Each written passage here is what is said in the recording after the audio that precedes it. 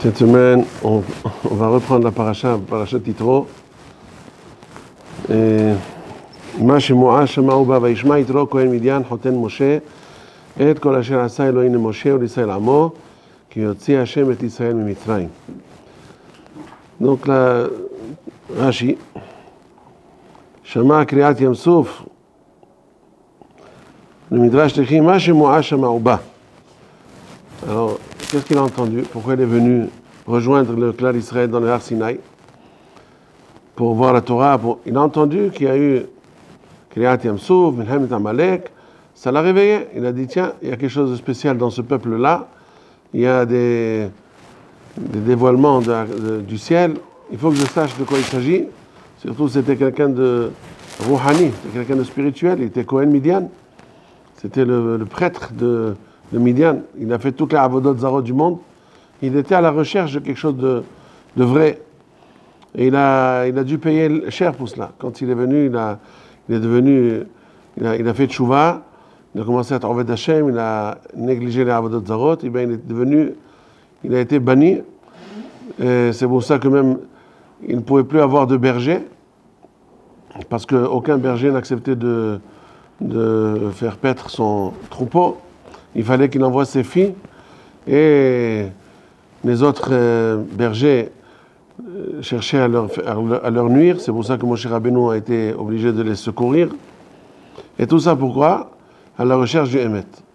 En fait, la question qui se pose, et le Zohar HaKadosh pose cette question-là, comment ça se fait que seulement Yitro est venu? Tout le monde a entendu, c'est pas le seul. Shama'u amim irgazun, hil ahad je Pelachet. Pelachet, c'est les Plishtim. Donc depuis Canaan, Plishtim, tous ils ont entendu. C'est vrai qu'il n'y avait pas le WhatsApp à l'époque, il n'y avait pas non plus toutes les façons de communiquer faciles comme aujourd'hui. Mais ne vous inquiétez pas, les nouvelles arrivaient quand même. Et tout le monde avait entendu parler des miracles qui se sont produits en Mitzrayim, de Kriyat Yam Souf, Milchemet Amalek, tout ça c'était connu de tout le monde. Et pourtant, il y en a un seul qui a fait l'effort de venir et de voir de quoi il s'agit, et qui a adhéré à la Torah, qui a adhéré à Kadosh Baruch Hu. Le seul, bien entendu, c'est Yitro. Yitro qui a été même rémunéré plus loin pour d'autres raisons, parce qu'il a donné le conseil à Moshe Rabbeinu de partager sa tâche avec d'autres Dayanim.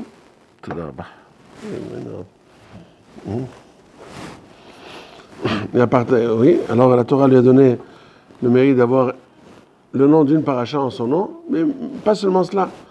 Les enfants de Yitro aussi, c'était des grands tzadikim, des grands tamid hachamim, il a eu un grand mérite, Yitro, jusqu'à la fin des temps. Et tout ça pourquoi? Parce qu'il a entendu. Quoi, les autres n'ont pas entendu? Non, il a entendu et il est venu quand même. Le Zohar HaKadosh dit, Yitro, il n'a pas seulement entendu, mais il a fait pénétrer ses enseignements, il a cherché à ce que ce qu'il entend le fasse mettre à l'œuvre. C'est pas seulement on entend, il y a beaucoup de choses qu'on entend, il y en a beaucoup qui étudient Moussar, on étudie le Moussar, ou on écoute des sirot Moussar, et ça rentre d'une oreille, ça sort de l'autre. On peut avoir écouté des sirot entières, des sfarim entiers de Moussar, et pourtant on voit pas vraiment un changement qui s'opère. Pourquoi? Parce qu'on n'est pas rentré dans l'étude du Moussar ou dans l'écoute des sirot Moussar dans le but de changer. On ne s'est pas dit, maintenant je vais écouter, je vais faire ce livre de Moussar là, et je vais mettre à l'application tout ce que je vais, au moins quelque chose de ce que je vais étudier dedans. Je ne me permettrai pas de sortir de l'étude du Moussar comme je suis rentré.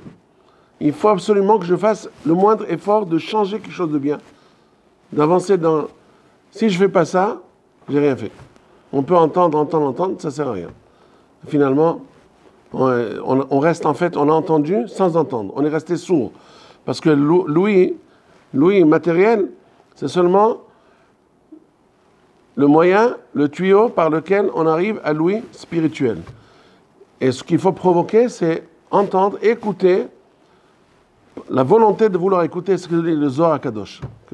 Yitro, il a décidé de vouloir écouter pour que si il y a quelque chose de bien dedans, eh bien, je changerai.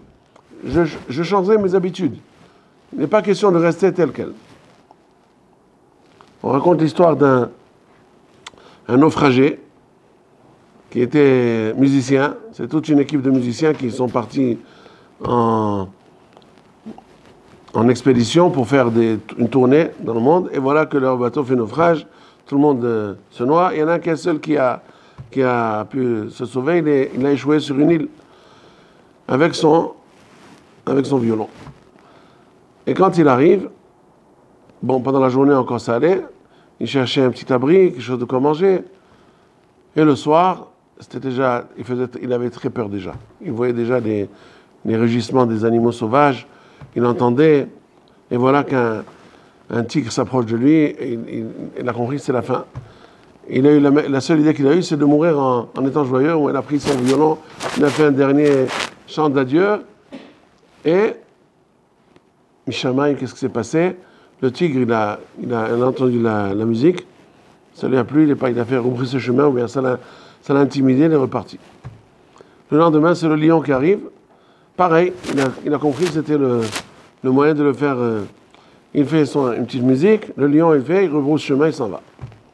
Le troisième jour, c'est l'ours qui arrive. Et l'ours, il arrive, tout de suite il commence avec son violon, et ça ne sert à rien, l'ours il continue à approcher. À la fin, il n'est plus resté que le violon. Alors, les deux oiseaux qui étaient sur l'arbre, là, ils disent, ouais, on savait très bien. Quand l'ours allait arriver, son violon ne servirait plus à rien. Parce que l'ours il n'entendait rien. Il était, comment on dit, heresh. Il était sourd. Avec un ours sourd, ça ne sert à rien.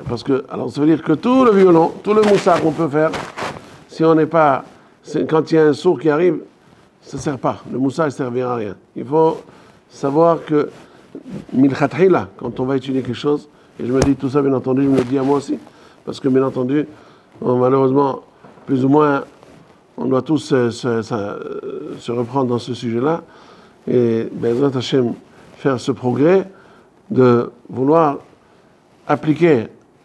mettre en application ce qu'on veut faire.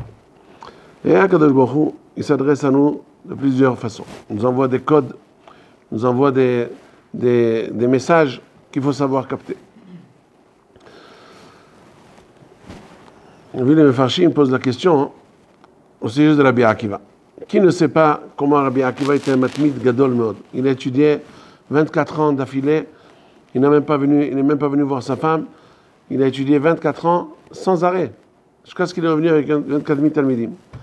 Alors ce même Rabbi Akiva, quand il voit, en passant la Gemara, le Maseret Kala, il raconte qu'une fois il était en route, et voilà, il voit un monsieur tout noir, avec des fagots sur le dos, en train de courir.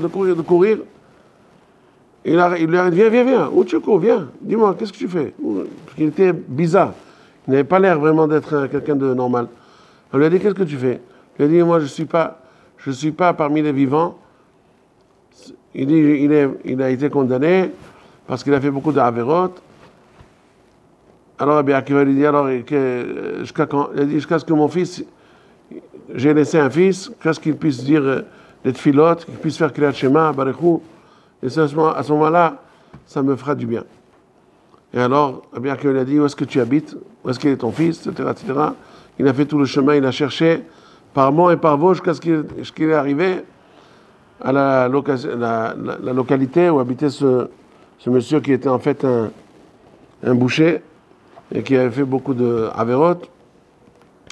Et quand il a demandé après son fils, il a dit, oh, c'est un rachat comme son père. Il a dit, bon d'accord, indiquez-moi où est-ce qu'il est. Il arrive et il le prend il lui donne des bonbons, des chocolats pour le faire venir. Et quand il a réussi à avoir une emprise sur lui, il a commencé à prendre la Torah.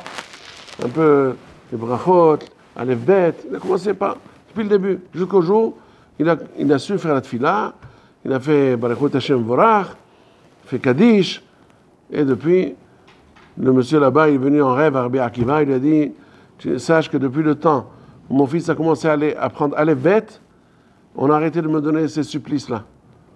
Et depuis qu'il a continué à étudier jusqu'à ce qu'il est arrivé à connaître la Torah, à dire Barechou et Hashem Vorach, et à faire Kaddish, je monte chaque jour au Gan Eden. Chaque jour, que Kadosh Baruch Hu te récompense comment tu m'as fait du bien.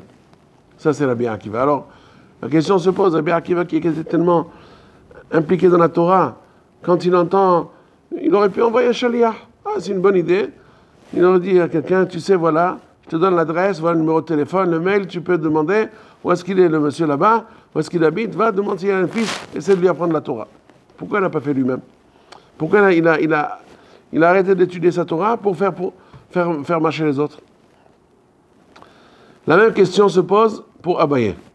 Abaye, la Gemara raconte, dans Maseret Sukkah Daf Nun Bet, qu'un jour, il voyait un homme et une dame en train de marcher.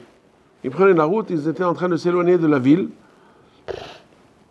Et ils craignaient qu'ils fassent une avéra, ils vont s'isoler quelque part. Ils risquaient de faire une avéra. Qu'est-ce qu'il a fait Abaye? Il a commencé à les suivre de loin pour que si Had Veshalom il fasse quelque chose, il a tout de suite les séparer. Et alors, il a marché pendant 12 km. Shalosh parsaot. Chaque parsa, c'est environ 4 km. Jusqu'à ce qu'ils sont arrivés à une intersection, chacun a dit, bon allez, c'était très sympa ce qu'on a discuté ensemble toute la route, on n'a pas senti la route passer, ils ont bavardé toute la route, après chacun a été de son côté. Et Abaye à ce moment-là, il était très touché, il a dit, regarde-moi un peu comment, il était malheureux, parce qu'il a dit, comment, moi si c'était moi qui avait marché avec cette femme, j'aurais pas pu tenir, j'aurais fait une avéra.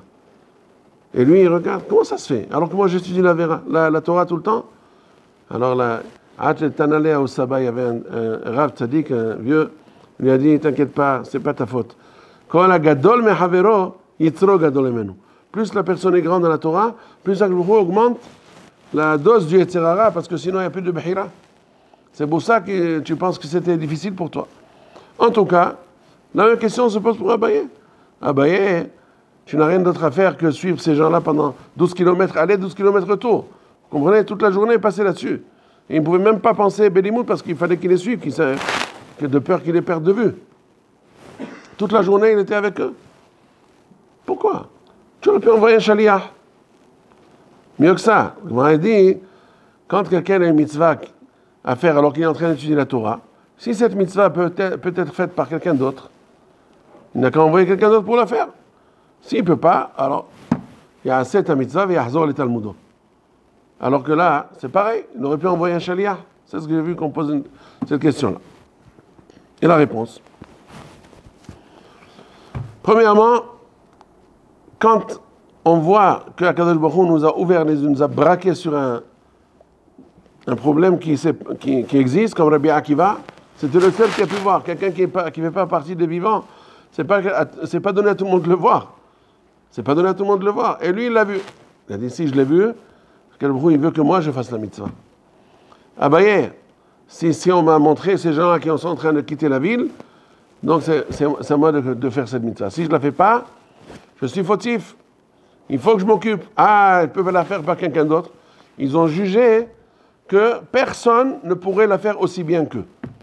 Abaye ne pouvait pas compter sur des gens. Il ne peut pas compter sur quelqu'un d'autre qui va être aussi attaché à la mitzvah de faire attention à qu'il ne fasse pas de faute comme lui. Rabbi Akiva dit, si je donne à quelqu'un d'autre de la faire, il va se décourager au milieu, il va savoir s'il va trouver, il ne va pas trouver. Donc ils ont considéré comme si c'est une mitzvah chez Yef Shalasud Daledé Ahirim. C'est ça ce qu'on apprend de là. Je me suis rappelé la semaine dernière, il y a un grand tzaddik de France, Maroc, France, qui est Niftar, Rabbi Jean-Paul Amoyal. Comment ça s'appelle en hébreu? J'ai oublié son nom en hébreu, mais... Allah va shalom. Hein? Yahya, voilà. Rabbi Yahya Amoyal. Allah va shalom. C'était un grand tzaddik. Il a fait beaucoup de travail dans l'éducation au Maroc, en France. Partout là où il a été, il a fait un grand tzaddik. J'ai connu ses enfants. Malheureusement, je n'ai pas eu l'occasion d'aller être Menahem, mais on dit que ces paroles-là seront les Lunishmato, et aussi les Lunishmat, Mesodi, Bat Rahel, Mesodi Marcel, Mesodi Mesouda Bat Rahel, et aussi Ruby, Bat Jamila. La fille du Ramessas et une tante à moi qui sont décédées cette semaine, les Lunishmatam. Alors, Rabbi Yahya Amouyal, alav shalom, on a entendu qu'il a une iftar. Alors, un de mes amis m'a raconté une histoire extraordinaire dans laquelle il était acteur. Alors, ça fait des dizaines d'années, à Tanger, il y a 2 filles qui se sont noyées. 2 filles du séminaire, je ne sais pas exactement. Elles ont été à la plage et se sont noyées. Malheureusement. Alors, le corps a été rejeté sur la plage, et l'autre, ils n'ont pas retrouvé. Pendant 2, 3 jours, 4 jours, il n'y a plus de nouvelles.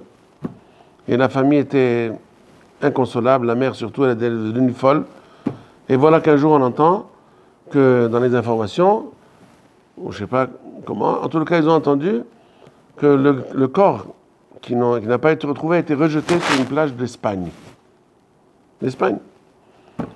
Et il a été enterré dans un cimetière goy, catholique.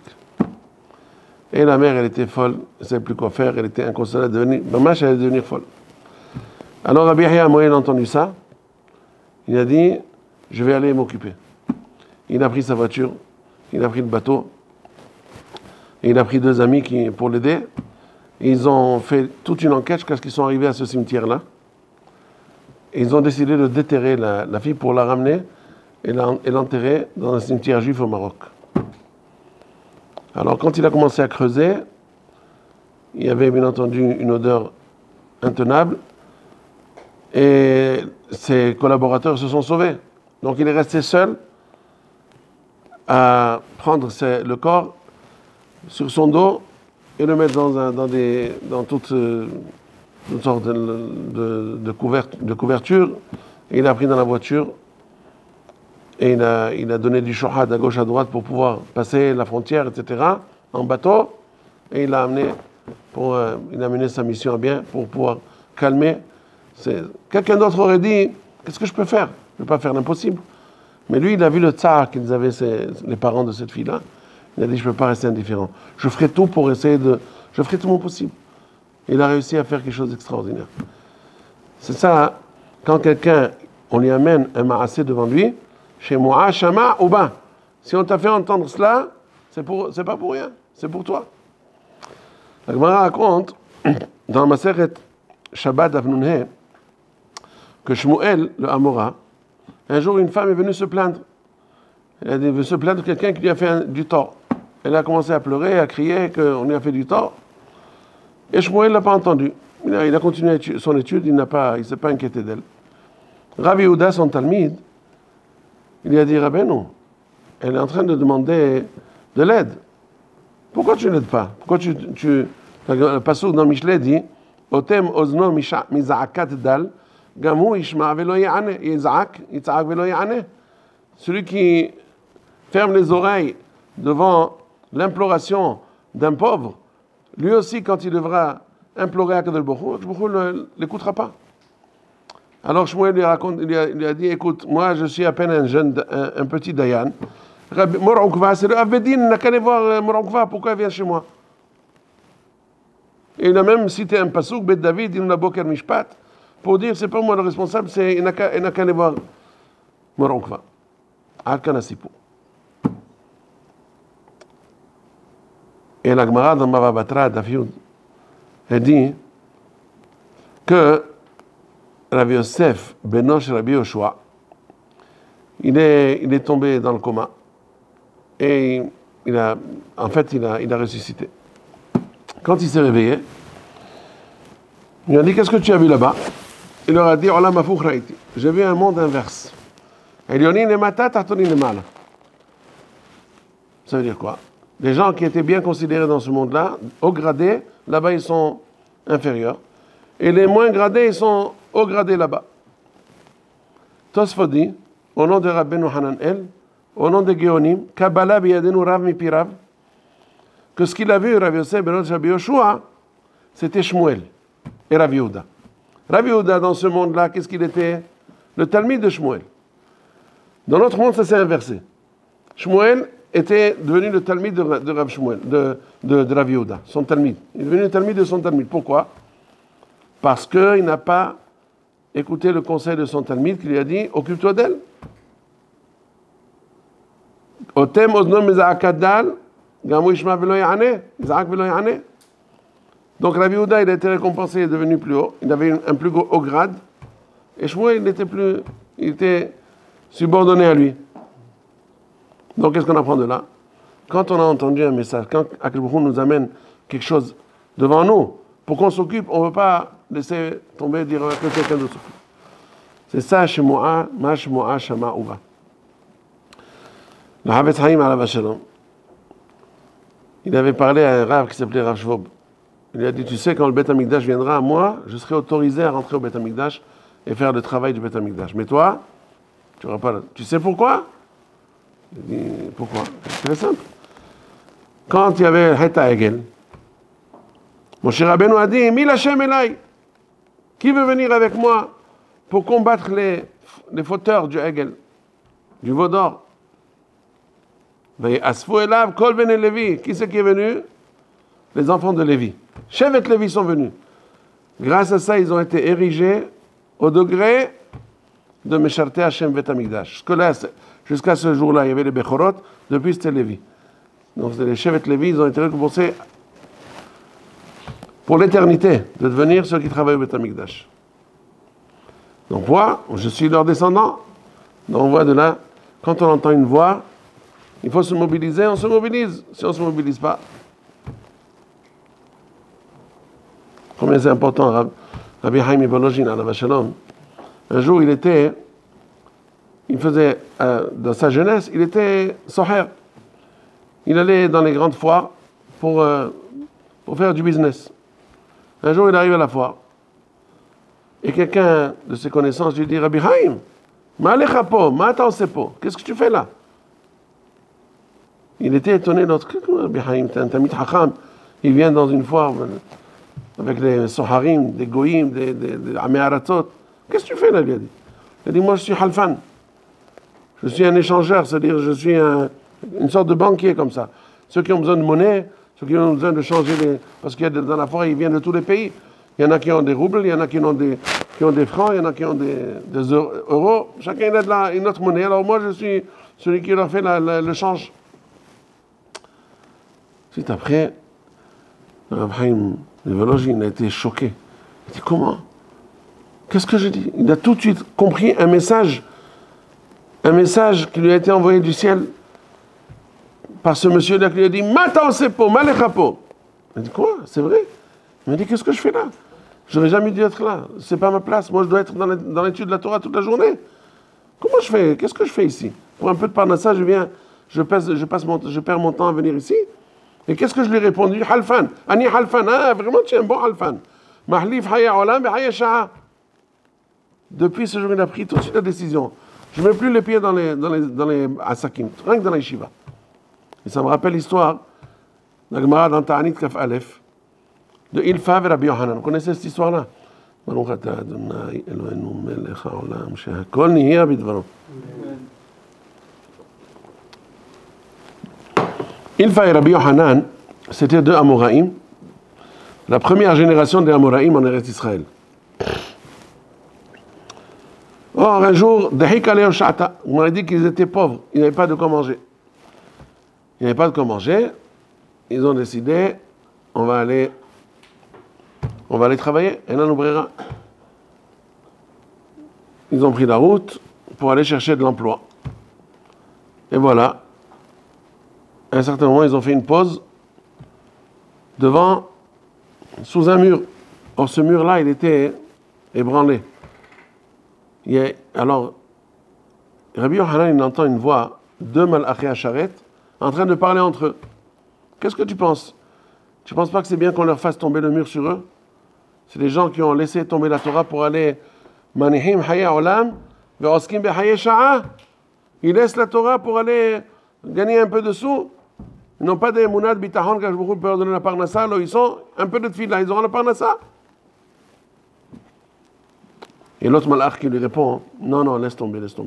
Il y en a un parmi eux qui a un grand mazal, il va, Be'ezrat Hashem, il va se reprendre et il va devenir même un grand Rosh Yeshiva.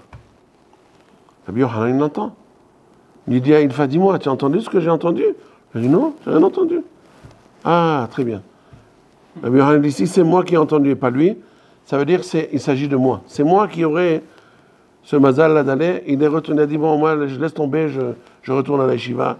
Il fallait dire bon, moi j'ai besoin de parler de ça, je peux pas. Il a continué, il était faire des affaires. Et après qu'il a fini toutes ces affaires, il est revenu. En attendant, Rabbi Yohanan a continué à étudier, il est devenu Rosh, on a nommé Rosh Shiva, ils ont besoin d'un Rosh Shiva. Il a dit toi tu seras Rosh Shiva. Et en tant que Rosh Shiva, ils lui ont donné beaucoup d'argent, ils lui ont donné une belle villa, une belle voiture. Il a été bien couvert. Atero bizhuvim. Ils l'ont couronné d'or et d'argent. Après qu'il a fini ses affaires, il est revenu en ville. Il a découvert que Rabbi Yohanan était devenu Rosh Shiva. Il a dit, comment ça se fait? Bon, il n'y avait pas d'emploi, il n'y avait pas de Rosh Shiva, on a pris. Mais il y a quelqu'un qui a eu même l'intelligence de lui faire un peu le piquer, là, il fait. Il lui a dit, ah, mais tu sais, la vérité, si tu étais là, toi, on t'aurait choisi à toi. Parce que toi, tu sais encore mieux étudier que Rabbi Yohanan. Il lui a dit, quoi, vous croyez que je ne sais pas étudier comme Rabbi Yohanan? Même jusqu'à présent, même j'étais faire les affaires, je suis encore un grand Talmid Chacham plus que Rabbi Yohanan. Posez-moi n'importe quelle question que vous voulez, je vous la réponds. Si vous me donnez une question d'une braïta, je vous trouverai la réaïa d'une Mishnah. Et ils lui ont posé une question, une histoire de mitzvah lekayim divrei hamet.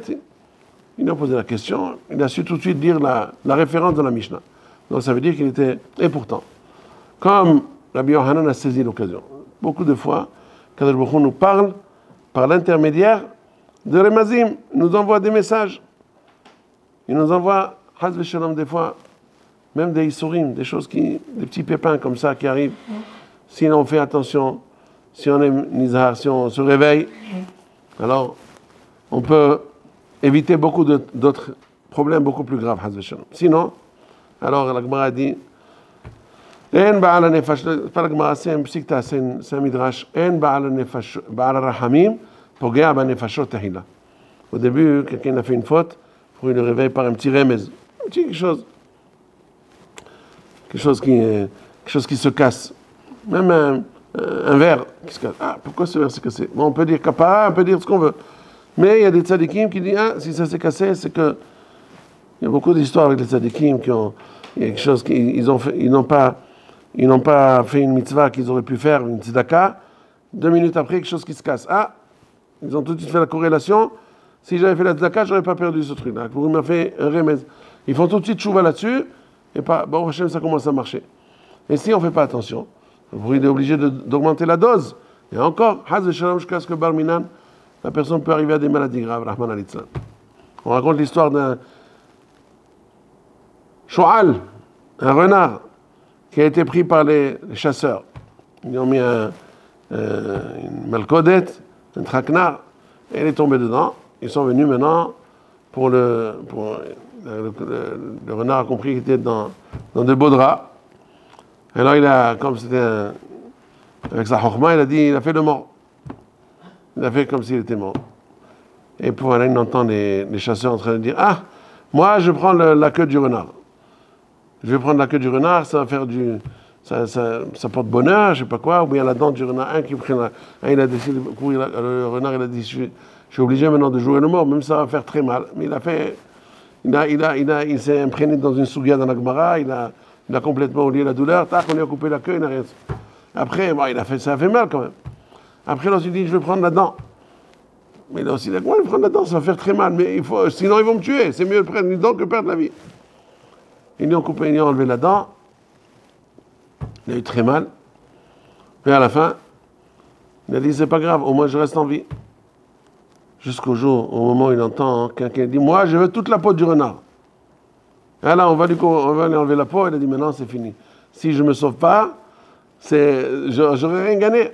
Alors tout de suite, il a remarqué que il a ouvert un petit peu le coin de l'œil, il a vu qu'il était un petit peu distrait, hop, il est parti, il s'est sauvé. Bien entendu, les autres, ils ont compris que, il a dit, le renard, c'est dommage. Si j'avais pris la décision de me sauver tout de suite, j'aurais gardé ma queue et ma dent. Alors c'est ça, on n'entend pas le premier message depuis le début. On n'est pas dans Vaishma. Vaishma, comme dit le Zohar HaKadosh, et Mo'ashama, ou bas, de venir, faire l'effort de venir, faire l'effort que le moussa qu'on entend, que le moussa qu'on étudie ne reste pas sur la feuille. C'est vrai, on a étudié, ah c'est sympa, il faut qu'à la fin, comme dit le Ramban dans sa Igeret, Ba'asher takum min ha-sefer, tir'eh ma ta'chol lekayem oto. Il faut essayer un petit peu. On ne veut pas tout à la fois. Qui laisse tout, qui veut tout, laisse tout. Mais au moins un petit peu. Quelque chose qu'on puisse faire un effort pour Bezat Hashem, il y a dans le Or HaChaim HaKadosh, parce que c'est la paracha de Matan Torah, il est important aussi de parler de cela. Le Or HaChaim HaKadosh dit ויסעו מרפידים ויבואו אל הר סיני ויחן שם ישראל נגד ההר ויחנו במדבר. Premièrement, le Or HaChaim HaKadosh dit, c'est quoi? ויסעו מרפידים ויבואו מדבר סיני. Le pasuk d'avant, il dit Bayom Hazeh, Baou Midbar Sinai. Après que tu as dit Baou Midbar Sinai, tu me dis Baïsou Merefidim. Tu as dit déjà qu'ils sont venus. Donc Haïm HaKadosh dit, étant donné qu'il y avait une attente très très forte de recevoir la Torah, il y avait un échec terrible de recevoir la Torah déjà. Alors c'est comme, il ne dit pas dans ces mots-là, mais j'ai essayé d'expliquer ça avec un exemple. Je me rappelle, chacun peut se rappeler que dans son enfance, quand la famille attendait des invités importants, le grand-père, la grand-mère, quelqu'un d'important qui devait arriver à la maison, et on le guettait de loin pour voir s'il arrive, même s'il était encore loin, mais dès qu'on l'apercevait à l'horizon, on rentrait toujours chez les parents tous excités en disant « Ils sont arrivés, ils sont arrivés, ils sont arrivés ». Ils sont arrivés, mais ils sont encore au bout de la rue, ils ne sont pas encore venus. Mais parce qu'on est tellement enthousiaste, il dit le Haïm HaKadosh, on perd l'ordre des choses. C'est pour ça qu'il dit, le pasteur lui dit, Baou Midbar Sinai, bien qu'ils ne sont pas encore arrivés. Mais ils ont considéré comme c'est arrivé, ils ont perdu les pédales, comme on dit. Tellement il y avait de Heshek de venir. Il dit le Rav, Vayes'om Merefidim, Vayavo El Har Sinai, Vayelhan Sham Israël Neged Har. 3 conditions pour vraiment pouvoir recevoir la Torah. Première condition, Vayes'om Merefidim, Merefidim, Rafou Yedehem Min Torah. Ils se sont éloignés du Rifion Yadayim. Rifion Yadayim, c'est le délaissement. Pour étudier la Torah, il faut la faire avec beaucoup de Esek. Vous savez, dit le Rav, la Asok Bedivre Torah, Ishtadel, le Zohar Kadosh, quand il parle d'étudier la Torah, il ne dit pas étudier la Torah, il dit Ishtadel Beoraita. Ishtadel, c'est faire une Ishtadlut, ça veut dire, il faut travailler, il faut pas, la Torah ne vient pas facilement, il faut se donner du mal. C'est ça, Vayes'om Merefidim. Première condition, il faut savoir que pour avoir accès à la Torah, il faut faire de l'effort. On ne peut pas avoir la Torah si on ne fait pas d'effort. Deuxièmement, Vayahanu Bamidbar. C'est quoi un Midbar? Anava. Celui qui vient avec la Gahava, il pense qu'il sait tout, il pense que jamais il n'arrivera. Parce que premièrement, il faut s'effacer. Premièrement, pour savoir, pour que quelqu'un puisse nous enseigner. Si on croit qu'on sait, on ne saura jamais rien. Et deuxièmement, s'il n'y a pas la Hanava, on ne peut pas vraiment posséder la Torah. Parce qu'il faut être moins midbar chez Akol Dashimbo.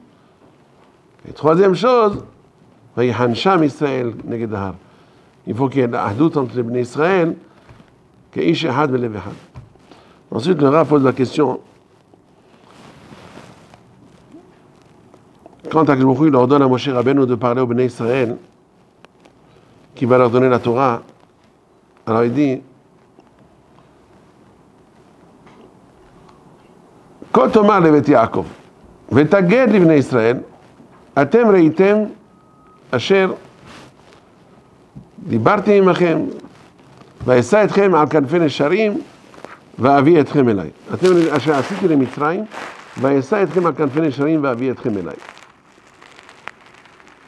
Alors là, il pose la question, c'est quoi Kotoma Levet Yaakov et Taged Livnei Israël? Quoi, il a parlé 2 fois Moshe Rabbeinu? Il a fait un cours pour femme et un cours pour homme? Il n'y a aucune trace de cela. Surtout qu'après il dit, Ele adevarim asher tidaber Bnei Israël. Voilà les paroles que tu vas dire, les mêmes paroles, exactement. Lo pachot velo yoter. Donc comment c'est possible de dire qu'il a dit, il s'est adressé une fois aux femmes, une fois aux hommes? Et qu'est-ce qu'on dit Hazal?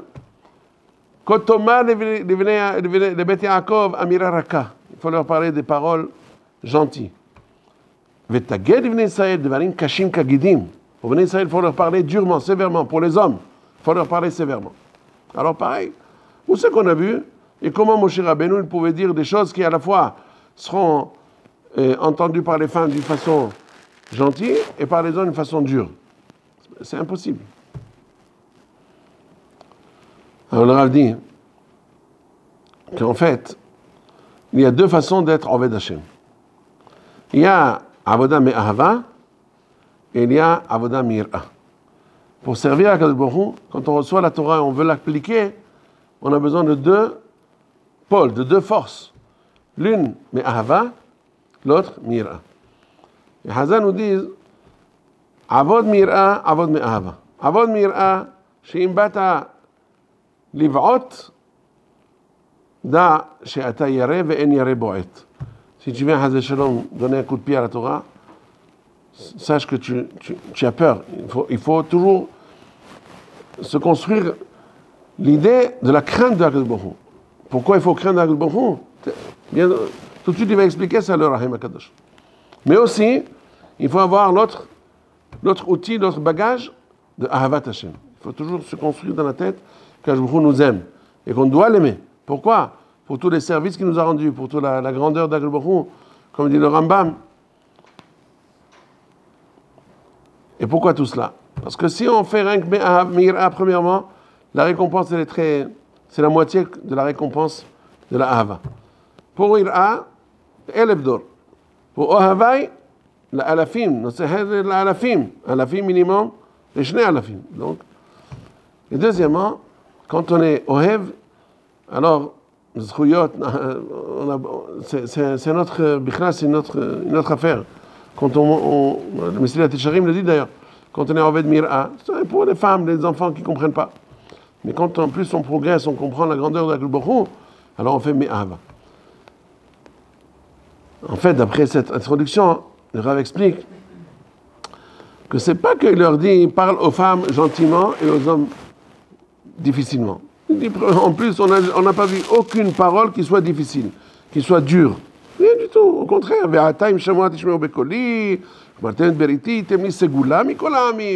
Je ferai de vous une nation digne, Ségoula, je ne sais pas comment on peut traduire ça en français. Il leur a fait que des compliments, il leur a fait que de belles promesses, donc il n'y a que des belles paroles. On ne voit pas ici des paroles dures. Où est-ce qu'elles sont les paroles dures dont on parle?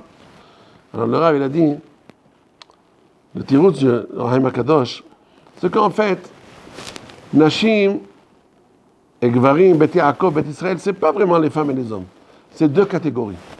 Les femmes, comme elles n'étaient pas censées étudier la Torah et approfondir dans la Rouhaniyut, d'ailleurs elles ont un autre rôle dans le monde, c'est de construire un foyer, de faire grandir des enfants, donc ça les oblige à être le plus souvent en train de s'occuper des choses matérielles.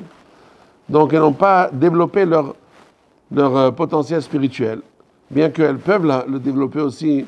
Il y a des femmes tzadkaniyot qui sont à des hauteurs extraordinaires. Mais quand même, la plupart des femmes, elles sont plus dans le modèle de Ira. Ce qu'elles savent d'Hakadosh, elles ont peur de faire, elles ont la Yirat Shamayim, encore plus que les hommes. Elles ont Yirat Shamayim, Ira. Alors que les hommes, puisqu'ils ont l'accès à l'étude de la Torah, surtout de la Kabbalah, quand on arrive à des plus hauts niveaux, on arrive même à comprendre pourquoi il faut être Oved Hashem Ahava. Donc, Hakadosh Baruch Hu lui a dit à Moshe Rabbeinu, quand on m'a le Bet Yaakov, Betaged Bnei Israël. Bet Yaakov, ça peut être des hommes aussi. Ceux qui sont Ovdim Hashem seulement Mir'a, il faut leur parler qu'il faut aussi avoir la Ahava.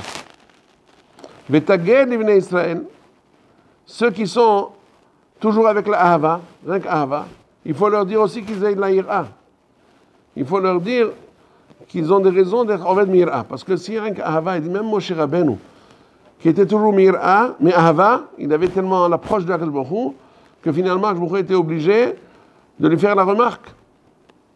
Dans Parashat Va'era, Va'era il a avot, il a fait la remarque, comment tu peux dire Lama re'ota la'am hazeh, tu as fait du mal, Chazé Shalom à ce peuple.